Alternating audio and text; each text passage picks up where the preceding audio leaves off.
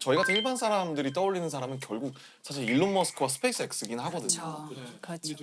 우주 산업에서 일론 머스크의 영향력이 실제로 이제 학자로서 체감하시기에 어느 정도인지. 네, 그러니까 이분이 뭐 회사의 대표이자 경영자이기도 하지만 자기가 실제로 엔지니어기도 하고요. 실제 개발에 참여를 많이 했어요.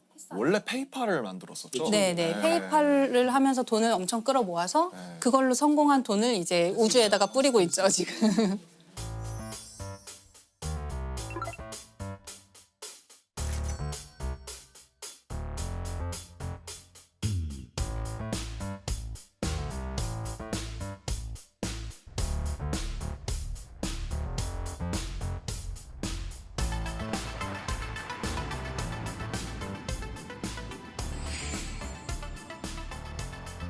듣기로는 위성을 3,000개를 쏘아 올렸다. 예, 뭐 한 번에 막 수십 개씩 계속 쏴가지고요. 아, 그렇게 많이 돈이 많나? 돈이 많아.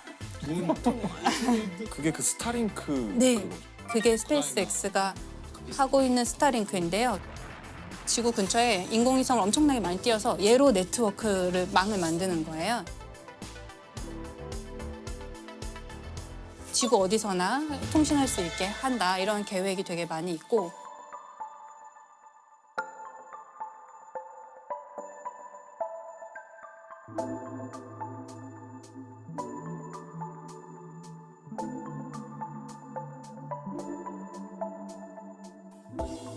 사실 정말 궁금했던 게 인공위성을 스페이스 X에서만 쏘아 올린 게 3,000개가 된다고 하잖아요.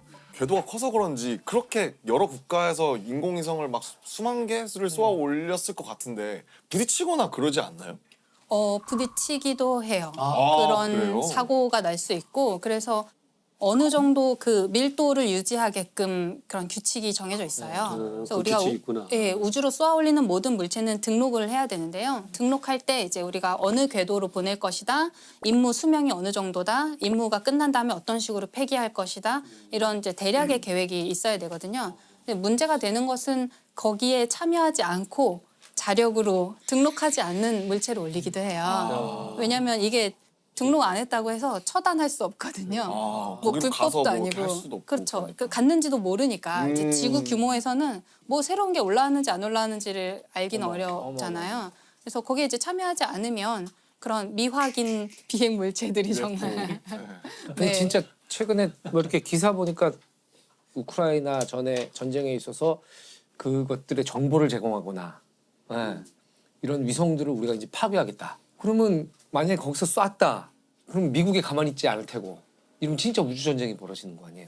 그래서 그 상대방 국가의 인공위성을 요격하는 기술을 이제 많이 개발하고 있는데 큰일 났다. 큰일 났어. 역시. 스타워즈라고 그러죠. 그러니까 옛날에. 스타워즈네. 그거를 처음에 실험을 해야 되는데 우리가 실험을 남의 나라 위성을 진짜 요격하는 실험을 할 수는 없잖아요. 그러면 그래서 전쟁 나니까. 자국의 오래된 위성, 폐기해야 되는 위성을 자기가 격추하는 그러다 실험을 해요. 잘못 격추하면 할 수도 있고. 자기네가 이제 실험적으로 격추를 했다. 폐기에 대해서 격추를 하면은 완전히 다 없어지는 게 아니잖아요. 사실은 그래요. 파편들 쓰는 끼. 맞아요. 그런 일이 실제로 일어날 수 있고 파편들이 굉장히 문제가 많이 되죠.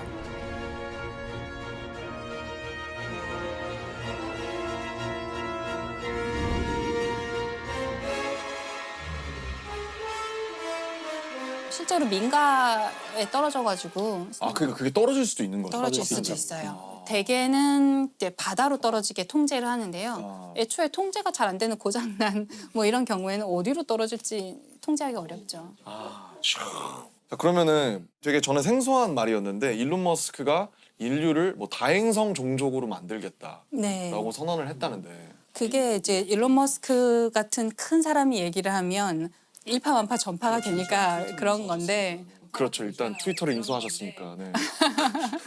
맞아요. 근데 이제 원래 있던 말이긴 한데요. 그러니까 우리가 뭐 멀티 플라네터리 스피시스 이렇게 다 행성 종족이에요. 여러 행성을 오가는 여러 행성에 걸쳐서 생존하는 그런 종족인 인간이 우리가 그렇게 돼보자 그런 이제 목표를 가지고 있어요. 뭐 화성에 사람을 이주시키겠다. 그래서 장기간 거주하게 만들겠다 이런 얘기를 하고 있고.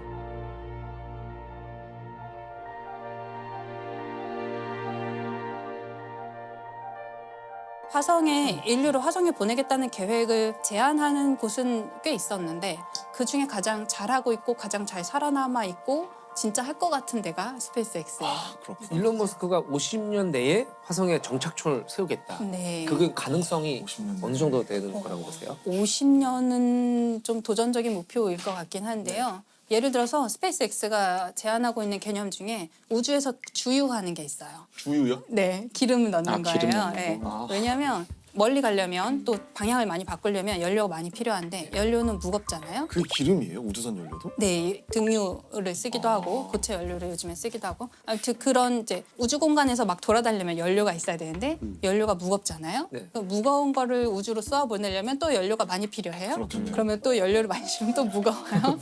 이게 이제 로켓 방정식의 저주라고 사람들이 얘기하는 로켓 공식인데. 방정식의 저주. 네, 지구를 탈출하기 위해서 드는 연료와 에너지 양을 계산하는 건데요. 네. 연료를 많이 싣고 가고 싶은데 그러면 연료가 또 필요하고 이거예요. 그래서 어디선가 타협점을 어디선가 찾아야 되는데 스페이스X 같은 데서 제안하는 거는 일단 띄워요. 일단 해서 우주공간 띄워놓고 기름만 가지고 있는 연료만 가지고 있는 우주선을 또 띄워서 우주공간에서 도킹을 시켜서 급유를 하는 거예요. 그래서 주유를 해주고 얘는 다시 지구로 돌아오고 그럼 얘는 우주공간에서 이제 더 멀리 갈 수 있는 에너지를 다시 갖게 되잖아요. 미 공군이 사용하는 공중급유기를 우주에서 하겠다는 거죠. 네, 그걸 이제 좀 더 큰 규모로 하려고 하는 거죠. 그래야지 화성까지 가서 화성에서 착륙했다가 뭐 만약에 필요하면 화성에서 다시 돌아올 수도 있고 또 다르게 접근하는 데도 있는데요. 예, 아랍에미리트 연합이라는 이게 나라가 돈이 많아서 그런가요? 그렇죠. 그렇겠죠. 네. 일단 자본이 뭐 네, 거기는 이제 석유로 자본을 많이 가진 나라고 그런데 석유가 한계가 있잖아요. 그렇겠죠. 언젠가는 바닥 날 거란 말이에요.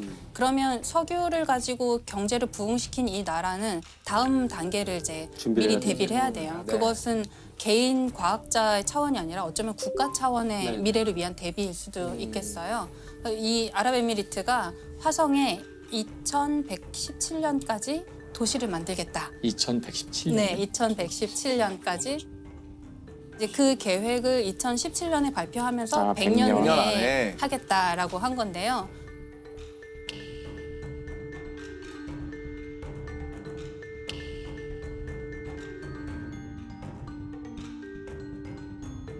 국가 차원에서 굉장히 우주 탐사를 갑자기 막 속도를 엄청 빠르게 진행시키고 있어요. 네. 인공위성을 띄운 지도 사실 얼마 안 된 나라거든요. 그 인공위성 띄울 때 우리나라 기업에서 기술을 되게 많이 전수해줬거든요. 외부의 도움을 되게 많이 받았던 완전 우주 탐사에서는 신생 국가인데 갑자기 화성에 사람 보내겠다라고 하니까 사람들이 웃었을 수도 있잖아요. 근데 지금 벌써 화성에 탐사선 보냈고요. 아 보냈어요? 어, 네, 네. 진짜요? 몇 년 만에. 그러니까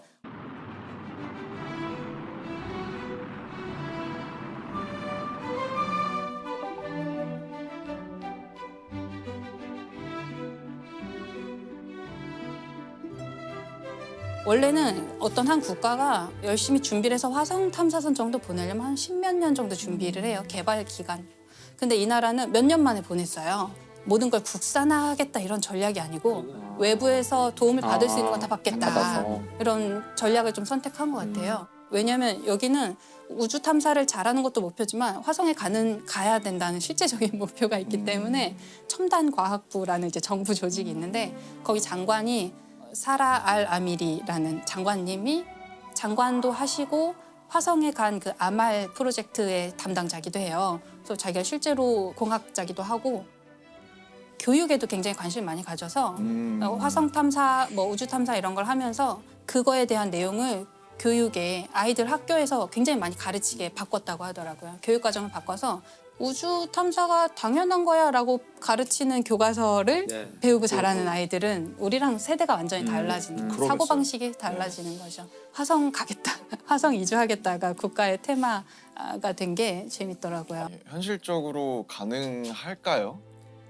제 세대에서는 가는 거는 가능도 할 것 같아요. 네. 근데 가서 장기적으로 존재하느냐 그리고 또 가서 번식을 하고 다음 세대까지 살 수 있게 하느냐 그거는 조금 더 먼 미래가 아닐까 싶은데요.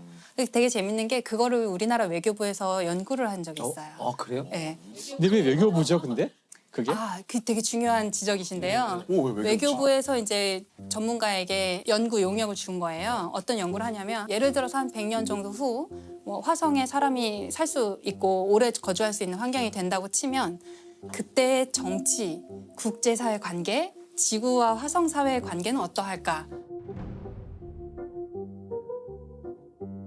화성을 정치적인 어떤 국제 관계로서 보는 거군요. 네, 가면 네. 외교부 직원이 파견 나가야 되는 거죠. 그럴 수도 있죠. 투표권을 줘야 되는지. 그렇죠. 그리고 화성에 오래 생존을 하고 있으면 이 사람들이 자치권을 요구할 수도 있죠. 우리 더 이상 뭐 한국 사람 안 하고 우리 나라 세울 거야 이럴 수도 있고. 그러니까 지금은 우주 공간에 있는 것은 다 평화적으로 사용해야 되고 누가 개인이나 어떤 국가가 소유할 수 없어요. 그런데 최근에 바뀐 게 미국 정부에서는 달에서 흙을 얼마쯤 가져오면 그게 뭐 그람당 얼마 이런 식으로 해서 팔 수 있게 해주겠다. 국가가 이건 사주겠다. 민간 기업한테 약간 장려하는 느낌인데요. 그렇죠. 그래서 달 좀 가서 파와라 네, 이런 네. 느낌인데. 그러면 다 미국 정부의 입맛에 맞게 탐사를 하려고 그렇죠. 하겠죠. 그리고 나중에 미래에는 뭐 정말 우리가 정착촌이 형성된다면 그 뭐 땅은 모두의 땅이지만 그 기지는 우리 거야라든지 기지 안에 있는 뭐 바닥에 깔아놓은 매트 우리 거니까 밟지 마라든지 다른 형태의 소유권을 주장할 수도 지금 남극이 그렇지 않나요? 남극도 네, 남극도 소유 못하죠. 근데 소유 못해요. 기지는 자기 거인 거죠. 저런 화성도 만약에 여러 정착촌이 여러 나라 정착촌이 있다면 결국에는 우리 여기서 일어나는 일은 지구까지 보고하는데 몇 년 걸리고 우리끼리 해결하는 뭔가를 만들자고 분명히 있을 문제는 지구에 자꾸 뭔가 시킬 거거든요. 네. 야, 너네 뭐 좀 채취해서 보내. 뭐 좀 하는데 정작 화성에 있는 사람들이 그걸 하려면 우주복 입고 나가갖고 너무 힘들고 막 이런데 이거 언제까지 우리가 이거 지금 계속 받아야 되지? 이런 순간이 올 거라고 생각해요. 독립하겠죠. 네, 독립하자. 이거 연락 끊자. 손절. 야. 그죠. 이걸 누가 했냐면 그런 게 이제 국제 정치나 이런 거를 연구해 본 경험이 있는 사람들이 네. 잘할 수 있는 거죠. 그걸 전공하셔서 석사를 받으시고 SF 소설을 쓰고 있는 배명훈 작가님이 그걸 했어요. 정말 완전 적격자였죠. 이제 SF 소설가라서 이런 화성 환경 잘 아시고 또 국제 정치 너무 잘 아시고 전문가니까 사실 미래를 가장 많이 생각한 사람들이 SF 작가예요. 맞아요. 그래서 사실 미래를 알고 싶으신 분들은 SF를 보면 되거든요. 맞아요. 책을 보면 돼요. 책을 보면 지금 오늘 우리가 한 모든 이야기에 대한 모든 가능성, 여러 가지 가능성들을 이미 다 생각해서 글로 써놨고 심지어는 이야기하지 않은 것도 다 쓰여 있거든요. 맞아요. 네. 아마 그것이 우리가 미래를 시뮬레이트하는 가장 좋은 방법이 뭐 해보는 것보다 SF 소설을 보는 거죠.